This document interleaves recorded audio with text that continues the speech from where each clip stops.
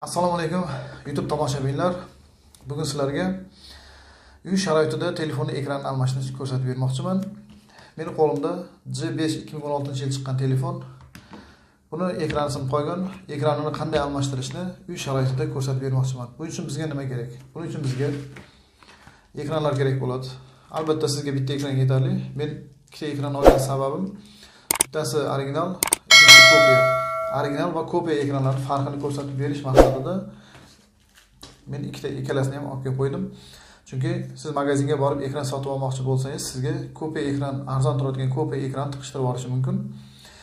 Va keyin atvertka kerak bo'ladi. Zarurat tug'ilganda pensel, lopata va kley kerak bo'ladi. Men kleyim oz qolgan. Va uy sharoitida dazmol kerak bo'ladi. Dazmol nima uchunligini videoni oxirigacha ko'rsanglar bilib olishlaring mumkin. Bunday bo'lsa, boshladik. Mana boltlarimizni yechib oldim. Video qisqaroq bo'lishi uchun qo'yib yurmadim videoga. Boltlarni yechib olamiz. Boltlar yo'qolib qolmasligi uchun mana krichkasiga qo'yib qo'yamiz hamma boltini. Bolti o'zi juda ko'p ekan.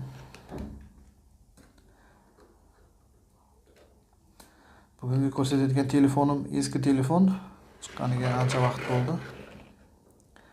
2016-yil chiqqan telefon.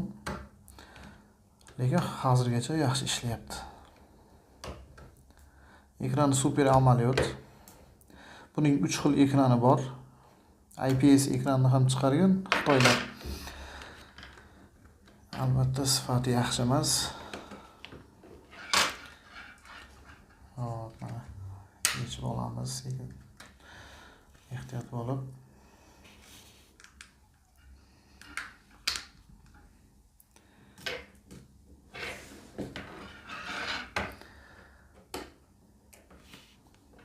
Mana ichida yana bitta qora bolti bor. Bu platani ishlab turadigan bolt.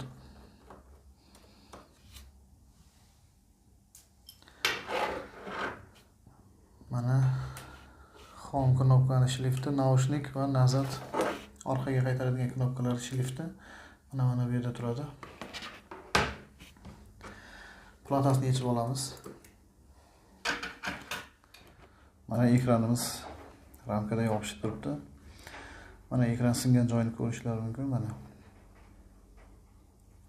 ekran shishasi sog', sinmagan, yorilmagan, lekin ekran ichida singan. Mana dazmol boya ko'rsatganim nima uchun kerakligini mana endi bilishingiz mumkin. Dazmolimiz qizib turibdi. Ekran ustiga mana shuni qo'yib qo'yamiz. 1 minut o'tdi. 2 minut ko'p bo'ladi. 1 minutda ekran telefonimiz ancha qizib, kley yumshaydi. Mana buni biror bir mana shunga o'xshagan salfetka bilan ushlash kerak. Lopata bilan mana shriftning mana bunday joyi bor. Teshik joyi bor. Mana ekranimiz ochilyapti. So.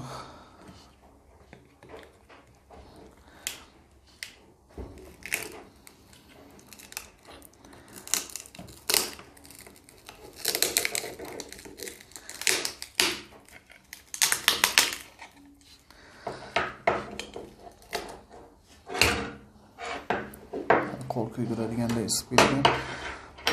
1 minutda mana shunday isib ketdi. Endi qaytadan joyiga joylaymiz, platamiz bilan batareykamizni. Endi ekranlarimizni tekshirib ko'ramiz. Mana bunisi ikkinchi sort ekran.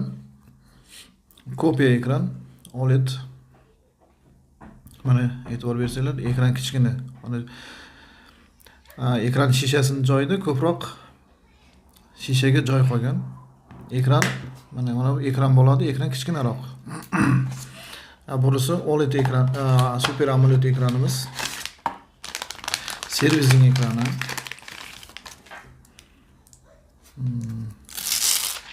Şöylemiz. Bu mana bunday korobkadagilari. Mana plyonкасы mana bunday. Mana farqini ko'rishlaring mumkin. Original kopiya ekran. Mana bir xil qo'ydim. Mana kichkina ekran ko'ryapsizlar? Kichkina. Yonida shishada ko'proq o'rin qo'ygan. Bu kopiya ekran, mana bu original. Mana farqi shunda. Farqi yana yuqaligida. Meni kameramda ko'rinadimi? Uncha ko'rinmas ekan. Mana kopiya ekran ancha yuqa. Mana ekran kichkinaligini ko'rishingiz mumkin mana. Mana ko'rdinglarmi? Bunda originalda ko'proq shishada joy kamroq, ekran kattaroq. Bunda esa mana joy ko'p shishada. Ekran, xolos ekran kichkina. Endi qo'shib ko'ramiz.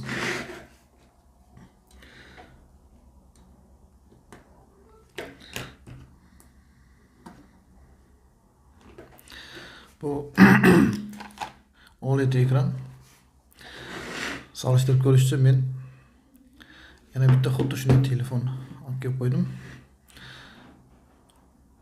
Mana bir xil qilib qo'ysak, ekranni ko'rishlarning farqini.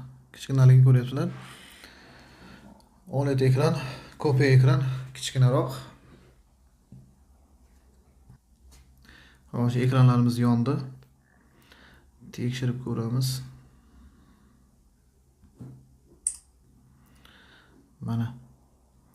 Mana svetida bu original ekran yarki, yorug'roq. Ikkalasi bir xil turibdi mana. Ko'rdinglar, ko'rsatishida ham farqi bor. Bu sal qizilroq bo'lib turibdi va original ekran mana toza ko'rsatib turibdi. Mana ko'rsatishni ko'rishlaringiz mumkin. E'tibor beringlar. Mana bunda kattaroq, bunisi kichkinaroq. Ekran kichkina bo'lgandan keyin ko'rsatishi ham kichkinaroq bo'ladi. Sveti ham, rangi ham sal qo'yiqroq. Baribir original yaxshi. Endi originalda qanday farq qiladi? Magazinga borasiz, original sizga original ekran berish uchun birinchi o'rinda original olishni mana korobkasiga qaraysiz. Korobkasiga, keyin sizni o'zingizni ekraningiz, sinib qolgan ekraningiz bilan solishtirib ko'rasiz. Mana bu ekran kichkina, bu kichkinasi. Mana e'tibor bering, ekran kichkinaroq, shishasi qalinroq. Bu albatta ikkinchi sort ekran. Originalni solishtirib ko'ramiz. Original mana bir xil teppa-teng turadi. Mana farqi shunda. Lekin meni kameramda ko'rinadimi, yo'qmi bilmadimmi? Mana shunday qarasangiz ham bo'ladi. Mana qop-qora bo'lib turadi original ekran. Yana o'ng qo'limda mana kopiya ekran sal kulrang, toza qora emas. Mana farqini ko'ryapsizlarmi? Bu original, bu kopiyasi. Va ekrani kichkinaroq bo'ladi, shishaga ko'proq joy qoladi ekran shishasiga. Mana farqini ko'rsanglar bo'ladi mana. Orqasida ham farq bo'ladi. Mana buniki bitib o'ynab turadi shifti, originaldagi mana zavodskiy bo'lib yopishib turadi. Originalda mana bunday klyomkasi chiqib turadi, yechishga qulayroq bu. Bunda kopiyada bo'lmaydi bunday narsa. Mana farqi. Endi biz o'zimizni original ekranimizni solib tekshiramiz, chunki men original ekran o'rnataman.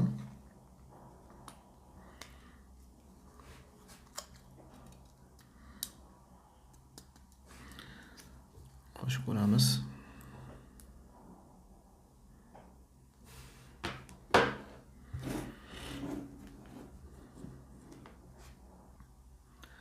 Telefonlarimiz yondi. Sal kech o'ynayapti.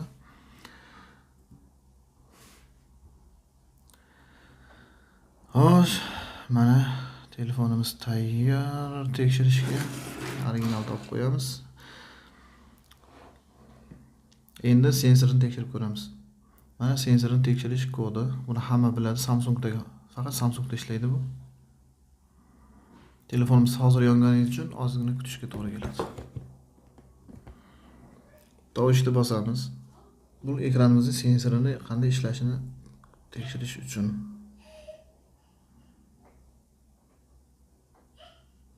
Mana ishlab turibdi, yaxshi. Demak, endi joyiga joyiga o'rnatamiz, qotiramiz.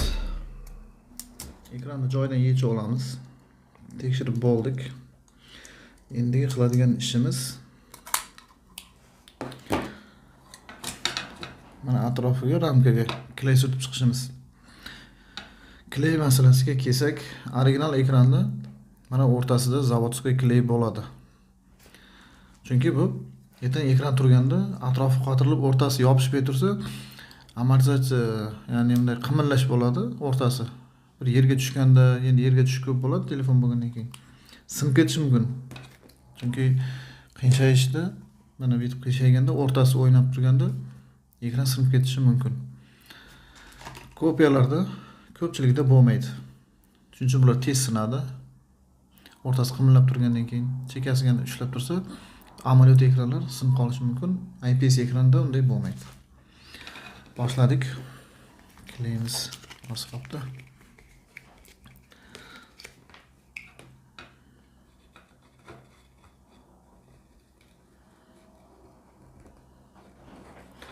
Kleyda shoshilmasdan bir xil razmerda qo'yib chiqish kerak. Ko'p bo'lib ketsa ham bo'lmaydi.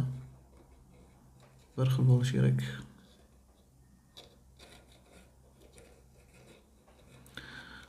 O'zida kley bo'ladi ekranda, lekin baribir unchalik ushlamaydi u kley.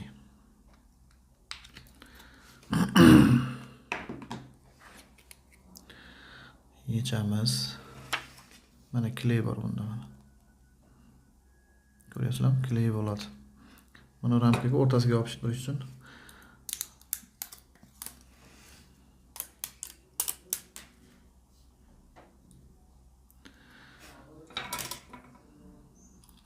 o'rnatamiz.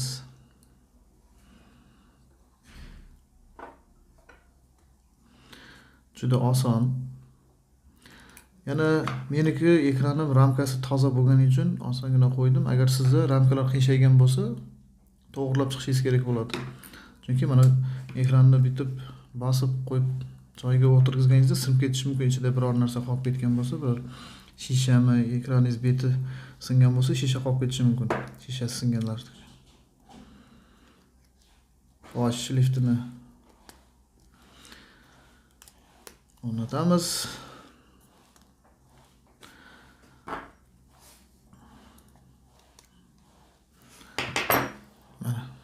Endi eski ekranimizni olamiz.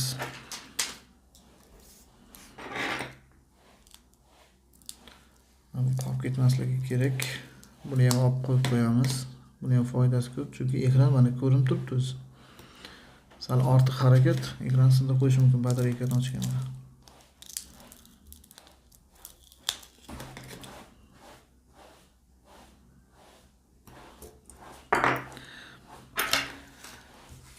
Mana krishkadagi saq qo'ygan boltimizni olamiz.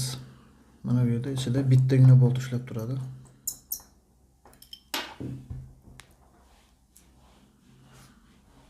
Mana shu qiyinchiqqa yopishibdi. To'g'rilab yopishtirib qo'yamiz.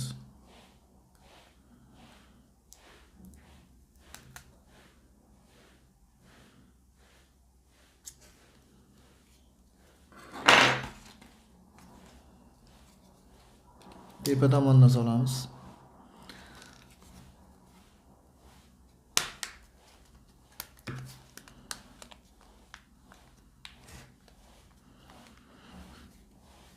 Yaxshilab bir ko'rib chiqamiz yana.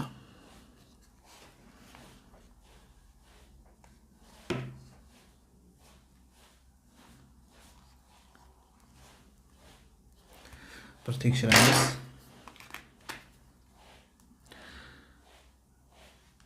Mana endi bemalol boltini qotirsak bo'ladi. Mana G510 kopiya ekranimizning klyonkasini olib turamiz. Vaqtincha boltini qotirgancha bu taxtaga sinib qolmasligi uchun ekranimiz shundan boltlarini qotirib chiqamiz. Mana boltini qotirib oldik. Ichkasini yopamiz.